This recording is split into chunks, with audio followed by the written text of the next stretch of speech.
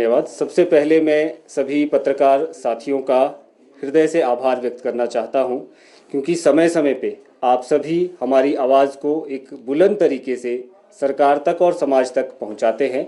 इसके लिए आपका आभार। आज की यह प्रेस वार्ता जिसके लिए की जा रही है, उसका मूल आधार है हाल ही में बैच वाइज शास्त्री की भर्तियां हुई हैं, जिसमें बहुत बड़ा विवाद गहराया हुआ है, क्योंकि उसमें बीए संस्कृत के लोगों को भी शामिल किया गया है। अब इसमें हिमाचल राजकीय संस्कृत शिक्षक परिषद की ओर भी पूरा समाज, चाहे बेरोजगार शास्त्री हो चाहे सेवारत शिक्षक हो, वे देख रहे हैं कि परिषद भी इस पे अपना पक्ष रखे। मैं आप लोगों को टीजीटी संस्कृत जो पदनाम है उसके कुछ पृष्ठभूमि में ले जाना चाहता हूँ। यह मांग 1998 से लेकर चल रही है। तत्कालीन परिषद के पदाधिकारियों ने उस समय के शिक्षा मंत्री के समक्ष यह मांग रखी थी। उसके बाद उन संस्कृत शिक्षकों को जो कि इसकी योग्यता को रखते थे, उन्हें टीजीटी वेतनमान दिया गया। वे आज भी उस समय के लगे हुए लोग उस वेतनमान को ले रहे हैं। 1998 से लेकर 2026 तक समय समय पे अलग अलग सरकारों के समय पर परिषद ने इस मांग को रखा है। आरटी एक्ट हम सभी जानते हैं कि जब लागू हुआ तो शास्त्री इन पदों के लिए उसमें से केवल दो चीज़ों को चुना गया। एक था कि 50% अंक होने चाहिए और दूसरा टेट को लागू किया गया। उस समय बीएड को लागू नहीं किया गया था।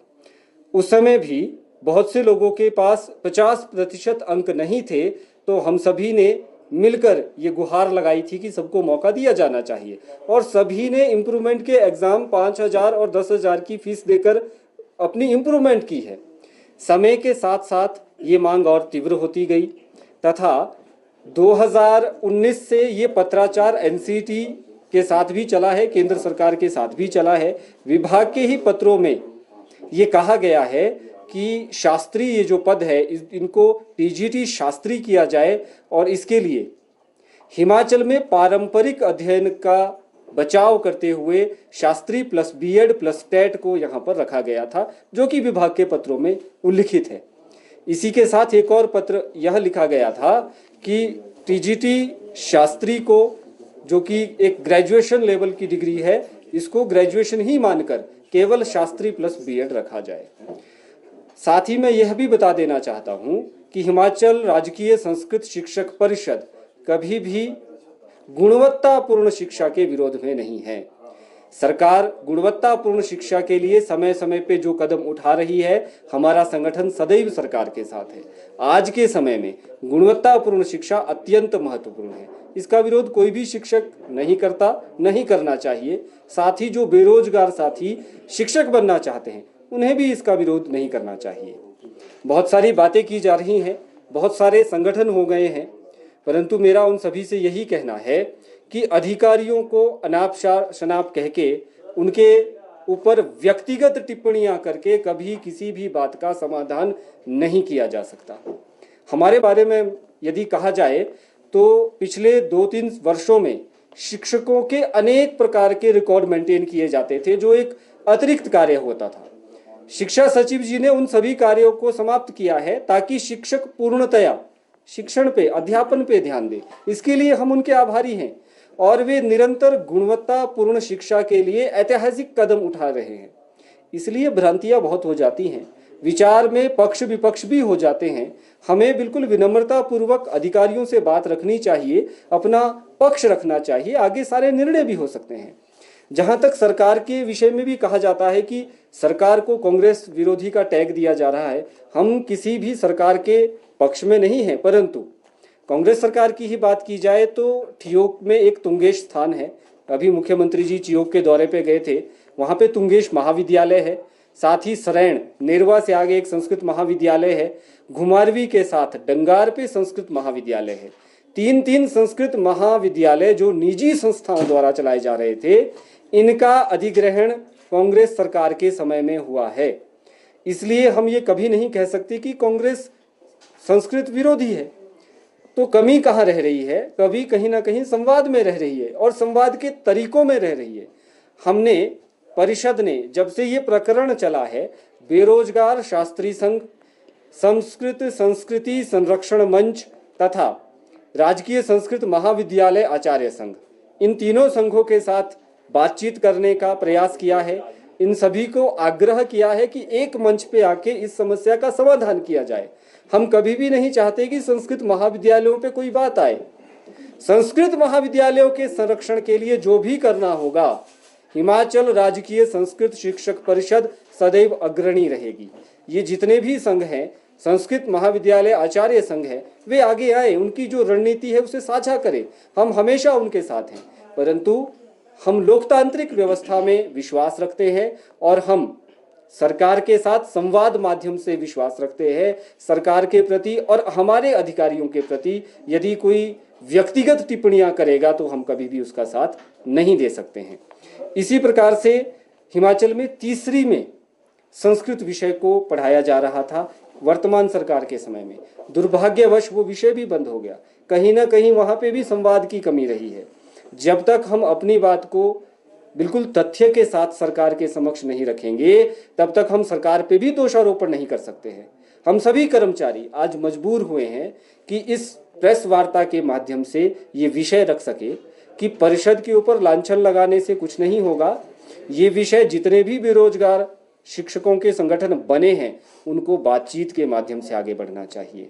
इसमें शास्त्री प्लस बीएड का जो प्रावधान किया गया है वो वर्तमान की शिक्षा नीतियों के कारण किया गया है।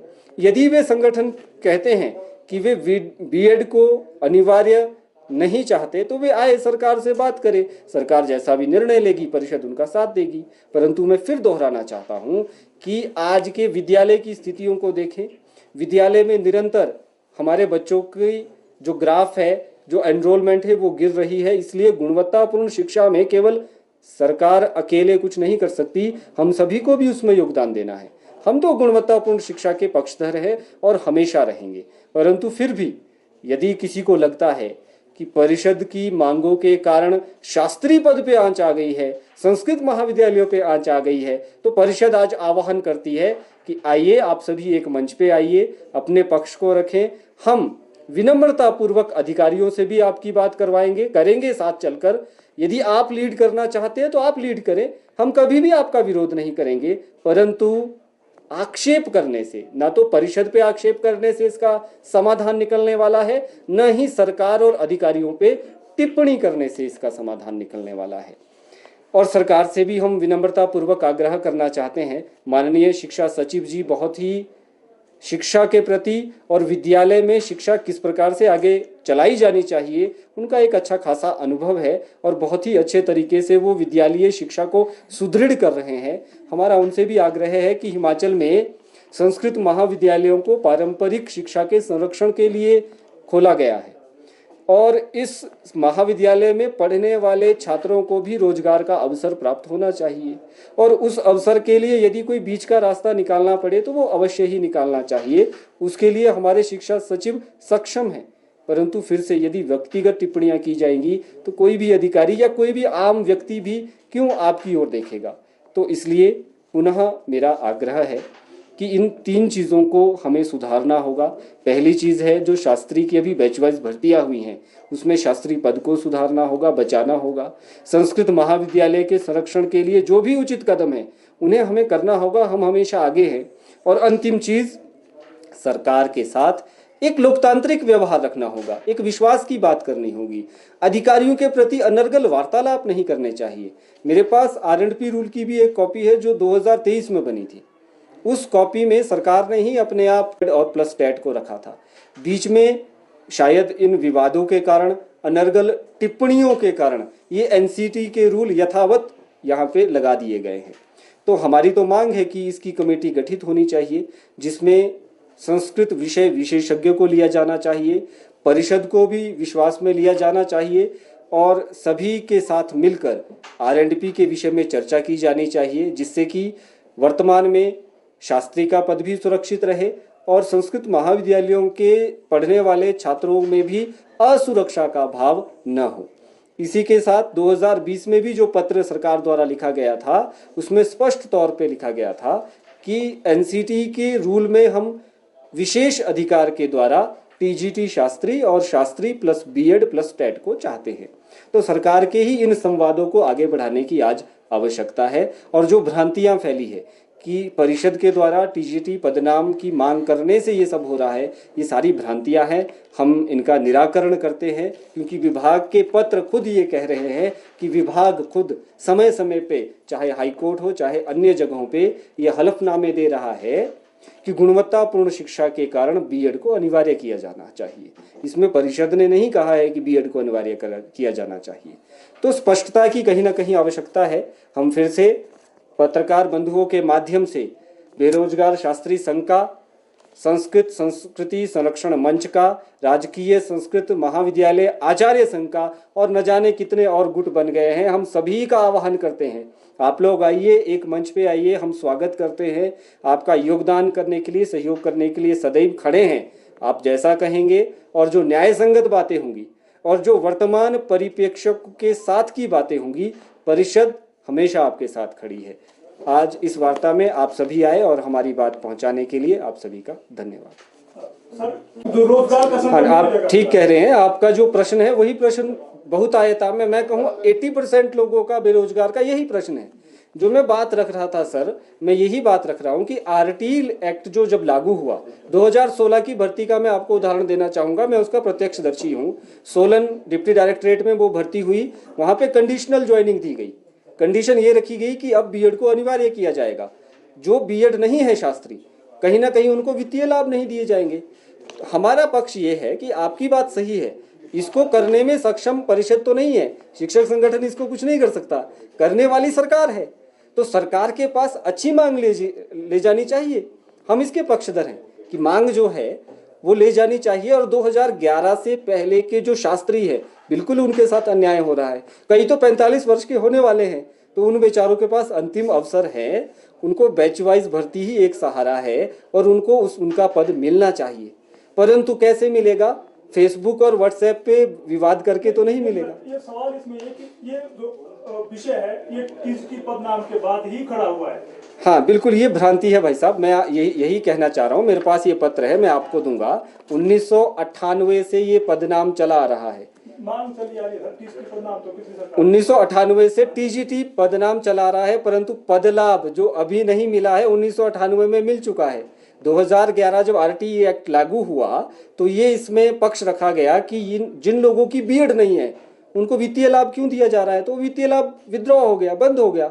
आज भी लोग, आप देखेंगे कोर्ट केस अभी भी कर रहे हैं, जो 2010 से पहले के नियुक्त शास्त्री है और जो बीएड है, आज भी वो पद लाभ ले रहे हैं। एक उदाहरण आपको और समझाना चाहूंगा। पीएन जो व्यक्ति होता है उसके लिए प्रमोशन चैनल है, उसकी योग्यता के अनुसार और सेवा के अनुसार वो आगे बढ़ सकता है। हम C&B कैटेगरी में आते हैं, संस्कृत हमने पढ़ी है, हमारे को टीजीटीआर्स में पदोन्नति लेनी पड़ती है। वहां पे हम क्या पढ़ाएंगे? सोशल साइंस और इंग्लिश पढ़ाएंगे। तो ये तो कहीं ना कहीं फिर वहां हम अपना सारा पढ़ाई को छोड़कर दूसरे के क्षेत्र में कूद रहे हैं, वहां सीध रहे हैं। हम तो ये मांग करते हैं, ठीक है टीजीटी पदनाम से यदि समस्या है तो प्रमोशन चैनल तो कम से कम खुलना चाहिए। कम से कम वित्तीय लाभ आप दे दीजिए, एड पार के रूप में दे दीजिए, शास्त्री पे दे दीजिए और शास्त्री को आगे संस्कृत लेक्चरर के लिए प्रमोशन के लिए खोल दीजिए। दिक्कत तो यही है ना सर, उसी की वजह से दिक्कत आ रही है। उसकी वजह से बिल्कुल दिक्कत नहीं आ रही है। मैं आपका बिल्कुल खंडन करता हूँ, मेरे पास उसके प्रूफ है।